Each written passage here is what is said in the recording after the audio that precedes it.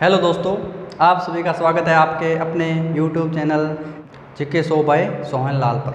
आज अपने बात करेंगे राज्यों के पुनर्गठन के बारे में कि हमारा देश 15 अगस्त 1947 को आज़ाद हुआ और उस आज़ादी के बाद हमारी सबसे बड़ी आवश्यकता ये थी कि पूरे देश को एक इकाई में संगठित करना।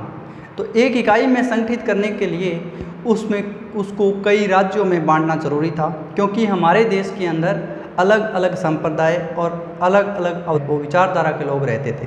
तो इस कारण एक इकाई वैसे बनाना इतना आसान नहीं था। इसके लिए उसे कई छोटी छोटी इकाइयों में बांटना ज़रूरी था। तो हमारी जो रियासतें थीं उनको राज्यों में इकाइयों को संगठित करके राज्यों में बांटने का क्रम है वो शुरू किया गया। और अब मांग उठने लगी कि जो राज्यों का निर्माण है वो भाषा के आधार पर होना चाहिए। तब उसके निवारण के लिए और हमारे जो प्रमुख राजनीतिज्ञ जो माने जाते हैं उनका कहना था कि जो हमारे राज्यों का गठन है वो भाषाई आधार पर न होकर प्रशासनिक और वित्तीय या राजनीतिक जो सीमाएं हैं उनके आधार पर है वो होना चाहिए। इसी कारण 1947 को एक आयोग की स्थापना की गई जिसे कहते हैं भाषाई प्रांत आयोग। तो भाषाई प्रांत आयोग का गठन है 27 नवंबर 1947 को और उसके अध्यक्ष बनाए गए थे एस के धर को उसका अध्यक्ष बनाया गया था। और उस आयोग ने एक रिपोर्ट तैयार की और उन्होंने रिपोर्ट सौंपी दिसंबर 1948 को। और उस रिपोर्ट के आधार पर यह कहा गया कि जो राज्यों का गठन है वो वित्तीय और आर्थिक और उसके अलावा जो राजनीतिक जो सीमाएं हैं उनके आधार पर होना चाहिए, न कि भाषा के आधार पर। उसके पश्चात इसी रिपोर्ट की जांच करने के लिए एक और समिति बनाई गई जिसको कहते हैं JVP समिति। जो मुख्य सदस्य थे 3 सदस्य, उनके नाम पर ही JVP नाम पड़ा है। और वो सदस्य थे जवाहरलाल नेहरू, वल्लभ भाई पटेल और पट्टाभी सीतारामैया। इन तीनों सदस्यों की एक समिति बनाई गई और वो समिति है वो जांच कर रही थी जो एस के धर कमेटी ने जो रिपोर्ट बनाई थी उसकी जांच की गई।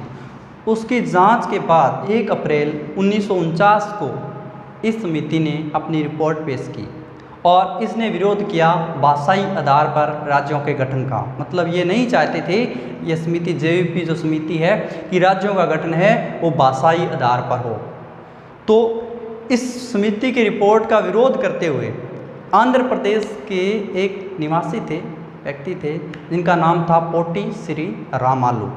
उन्होंने भूख हड़ताल शुरू की और उनकी मांग ये थी कि जो आंध्र प्रदेश है उस राज्य का गठन किया जाए तेलुगु भाषा, क्योंकि वहाँ पर तेलुगु भाषा के लोग हैं वो सर्वाधिक थे उस समय। तो इस कारण तेलुगु भाषा के आधार पर अलग राज्य की मांग है वो रखी गई और उन्होंने भूख हड़ताल शुरू की।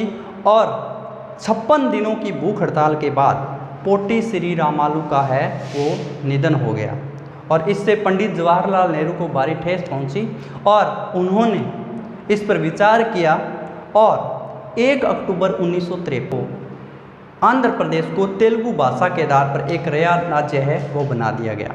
तो इस तरह से भाषाई आधार पर गठित होने वाला पहला राज्य बन गया वो था आंध्र प्रदेश। अब जब आंध्र प्रदेश को भाषाई आधार पर एक नया राज्य बना दिया गया तो सब ओर से मांग उठने लगी कि हमारे भी भाषाएं अलग अलग हैं, तो सभी राज्यों का निर्माण है वो भाषाई आधार पर ही होना चाहिए। तो उस मांग को ध्यान में रखते हुए और उस समय मुख्य न्यायमूर्ति हमारे थे फजल अली, उनकी अध्यक्षता में एक राज्य पुनर्गठन आयोग बनाया गया और उस राज्य पुनर्गठन आयोग की स्थापना की गई 1953 में। और उसके पश्चात 30 दिसंबर 1955 को इस आयोग ने अपनी रिपोर्ट पेश की। इस रिपोर्ट के आधार पर राज्य पुनर्गठन अधिनियम लागू किया गया 1956 में और इसके लिए 7वां संविधान संशोधन है वो किया गया। और इसके तहत भारत की जो रियासतें थी उनको मिलाकर 14 राज्य और 6 केंद्र शासित प्रदेश है वो बना दिए गए। और उस समय जो केंद्र शासित प्रदेश बनाए गए थे वो थे हिमाचल प्रदेश, मणिपुर, त्रिपुरा, अंडमान निकोबार, लक्षद्वीप और दिल्ली। यह 6 केंद्र शासित प्रदेश है गठन उस समय किया गया था 1956 के अधिनियम के तहत। उसके पश्चात अलग अलग भाषा के आधार पर अलग अलग राज्यों का गठन है वो हुआ। 1960 में गुजरात राज्य का गठन हुआ और 1961 में दमन और दादर और नगर हवेली इनको केंद्र शासित प्रदेश का दर्जा है वो दिया गया। उसके बाद 1962 में पांडिचेरी को हमारे देश केंद्र शासित प्रदेश बनाया गया 1962 में, और उसके पश्चात 1963 में नागालैंड को नया राज्य बना दिया गया भारत का, और उसके बाद 1966 में हरियाणा को नया राज्य बनाया गया, और 1966 के बाद 1971 में हिमाचल प्रदेश को भारत का नया राज्य बनाया गया। 1972 में 3 राज्य बने, मेघालय, मणिपुर और त्रिपुरा, और इन 3 राज्यों की स्थापना है 1972 में की गई। और अगर ट्रिक की बात करें तो ट्रिक से भी अपने याद कर सकते हैं कि 1972 में मैं मंत्री बना, मतलब मैं मेघालय, मैं से मणिपुर और त्रि से त्रिपुरा। तो इस तरह से अपने ट्रिक से भी इसको याद रख सकते हैं। उसके बाद 36वां संविधान संशोधन किया गया हमारे संविधान में 1975 में, और सिक्किम जो पहले सह राज्य था उसको एक राज्य का दर्जा दिया गया 1975 में, एक नया राज्य बन गया सिक्किम। उसके बाद 3 राज्य बनाए गए, मिजोरम, अरुणाचल प्रदेश और गोवा, इनको नए राज्य का दर्जा है वो दिया गया 1987 में, 1987 में। उसके पश्चात 1 नवंबर 2000 को 26वां राज्य बना छत्तीसगढ़। उसके बाद 9 नवंबर 2000 को हमारा 27वां राज्य बना उत्तराखंड, और 15 नवंबर 2000 को झारखंड एक नया राज्य बनाया गया जो 28वां राज्य था। उसके बाद 29वां राज्य हमारे देश का बना, वो था सबसे नवीनतम अपने राज्य कह सकते हैं, वो था तेलंगाना, जो आंध्र प्रदेश से अलग करके बनाया गया था 2 जून 2014 को। इस तरह से हमारे देश में कुल 2014 तक 29 राज्य और 7 केंद्र शासित प्रदेश है, उनका निर्माण हो चुका था। अपने वर्तमान की बात करें तो वर्तमान में हमारे देश में 28 राज्य हैं और 8 केंद्र शासित प्रदेश हैं, क्योंकि उसके बाद जम्मू कश्मीर जो है उसको राज्य का दर्जा हटा दिया गया है, वहाँ 2 केंद्र शासित प्रदेश बना दिए गए हैं, एक जम्मू और दूसरा लद्दाख। और उसके बाद दमन और दीव तथा दादर और नागर हवेली जो है, इन दोनों को संयुक्त रूप से एक केंद्र शासित प्रदेश है वो बना दिया गया है। इस कारण वर्तमान में हमारे 28 राज्य और 8 केंद्र शासित प्रदेश हैं। तो इस तरह से हमारे राज्यों का गठन है वो पूरा हो गया। इस गठन से पूर्व जब 14 राज्य और 6 केंद्र शासित प्रदेश बनाए गए थे, उस समय हमारे देश की जो रियासतें थी वो 4 भागों में बंटी हुई थी, 4 वर्गों में बंटी हुई थी, जिसको A, B, C, D कहा जाता था, यानी वर्ग क, ख, ग, घ में बंटी हुई थी। उसी तरह से राजस्थान भी कहें तो राजस्थान पहले किस श्रेणी का राज्य था? राजस्थान पहले B श्रेणी का राज्य आता था, लेकिन एकीकरण के बाद ये कौन सी श्रेणी का राज्य बन गया? A श्रेणी का राज्य बना दिया गया। पहले B श्रेणी का राज्य था, बाद में इसको A श्रेणी का राज्य है वो बना दिया गया। मतलब पुनर्गठन के बाद जो राजस्थान, जो देश के अंदर वर्ग जो बने हुए थे उनको समाप्त कर दिया गया और राज्य बना दिए गए।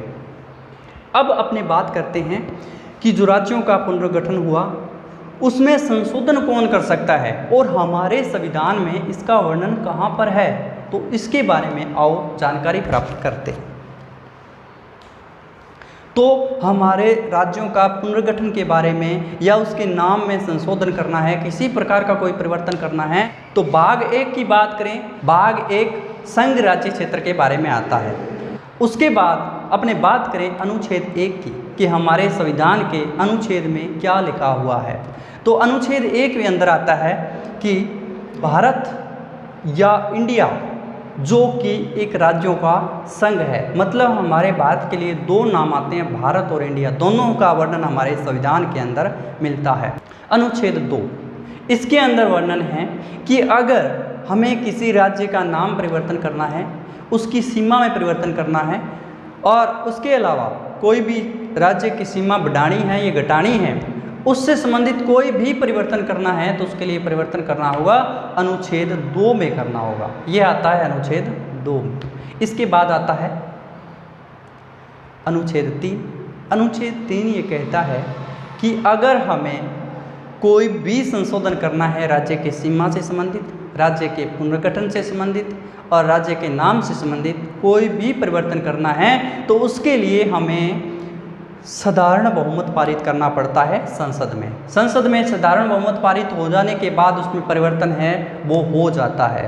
तो इसके लिए प्रक्रिया जो है, मतलब जो राज्यों का गठन किया जाता है या संशोधन किया जाता है, इसके लिए क्या प्रक्रिया है, प्रोसेस क्या है, उसके बारे में वर्णन मिलता है अनुच्छेद 3 के अंदर। तो साधारण बहुमत जब संसद पारित कर देती है तो उसके लिए वैसे विचार विमर्श किया जाता है उस विधानमंडल से जिस राज्य में अपने परिवर्तन कर रहे हैं। लेकिन अगर विधानमंडल अपनी अनुमति नहीं देता है तो राष्ट्रपति की सलाह पर इसमें परिवर्तन किया जा सकता है। अगर विधानमंडल अनुमति देता है तो भी ठीक है, अगर नहीं देता फिर भी संसद के पास यह शक्ति होती है कि वो इसमें परिवर्तन है वो कर सकती है। तो ये तो था अनुच्छेद 3 में। अनुच्छेद 4, अनुच्छेद 4 की अगर बात करें अपने, अनुच्छेद 4 ये कहता है कि अगर हम अनुच्छेद 2 और 3 के अंदर कोई भी परिवर्तन करेंगे तो उसके लिए संविधान संशोधन जिसका वर्णन मिलता है हमारे अनुच्छेद 368 में 368 में, उसकी आवश्यकता नहीं है। केवल साधारण बहुमत से ही अपने इसमें चेंज है वो कर सकते हैं। तो 368 के तहत इसको संविधान संशोधन नहीं माना जाएगा। उसके पश्चात कुछ अपवाद आते हैं कि जैसे ये तो हमने बात कर ली 2 और 3 में कि कोई भी परिवर्तन करना है तो उसके लिए बहुमत, साधारण बहुमत की आवश्यकता होती है, संविधान संशोधन की कोई आवश्यकता नहीं है। किंतु कुछ अपवाद आते हैं, जैसे हमारे 35वें संविधान संशोधन के द्वारा एक नया अनुच्छेद जोड़ा गया था हमारे संविधान में, अनुच्छेद 2A, जिसके अंदर सिक्किम को एक शहर राज्य का दर्जा है वो दिया गया था। तो सिक्किम को शहर राज्य बनाया गया था, राज्य नहीं बनाया गया था। तो हमारे संविधान में एक नई परिभाषा जोड़ी गई थी, इसीलिए हमें 35वां संविधान संशोधन करना पड़ा। केवल राज्य का निर्माण करते फिर तो संविधान संशोधन की आवश्यकता नहीं थी, लेकिन हम एक परिभाषा और ऐड कर रहे थे शहर राज्य की, इसीलिए हमें 35वां संविधान संशोधन करना पड़ा। उसके बाद 36वां संविधान संशोधन हुआ 1975 में, जब सिक्किम को शहर राज्य से एक राज्य का दर्जा है वो दे दिया गया। तो इस समय शहर राज्य जो परिभाषा में जोड़ा गया था हमारे संविधान में, तो उस परिभाषा को समाप्त करने के लिए 36वां संविधान संशोधन किया गया 1975 में, जिसमें सिक्किम को एक राज्य बना दिया गया। और उसके पश्चात एक और अपवाद आता है कि क्या दूसरे देश को अगर कोई अपने क्षेत्र देते हैं या वहाँ से कोई क्षेत्र अर्जित करते हैं, क्या उसके लिए भी कोई संविधान संशोधन की आवश्यकता नहीं है? तो इसके लिए एक संविधान संशोधन हुआ, 9वां संविधान संशोधन कहा जाता है, जिसको बेरूबारी मामला कहते हैं। बेरूबारी मामला जब सुप्रीम कोर्ट में गया तो सुप्रीम कोर्ट ने आदेश दिया कि जब कोई क्षेत्र भारत से कोई क्षेत्र किसी दूसरे देश को दिया जाता है या किसी दूसरे देश से अर्जित किया जाता है तो उसके लिए संविधान संशोधन करना पड़ेगा। और बेरूबारी जो क्षेत्र है वो पाकिस्तान को दिया गया था, तो उसके लिए 9वां संविधान संशोधन हुआ था 1960 में। तो इस तरह से ये कुछ अपवाद आते हैं कि अगर बाहरी सीमा, देश के बाहरी सीमा में कोई भी चेंज किया जाता है, परिवर्तन होता है, तो उसके लिए संविधान संशोधन करना पड़ेगा। और अगर देश जो वर्तमान में देश की सीमा है उसके अंदर कोई भी परिवर्तन करना है तो उसके लिए हमारे संविधान संशोधन करने की आवश्यकता नहीं है, केवल संसद में साधारण बहुमत से ही उसमें परिवर्तन किया जा सकता है। तो इस तरह से ये तो था हमारे राज्यों के बारे में और केंद्र शासित प्रदेशों के बारे में कि उनका निर्माण अपने किस तरह से कर सकते हैं। आज के लिए बस इतना ही। धन्यवाद।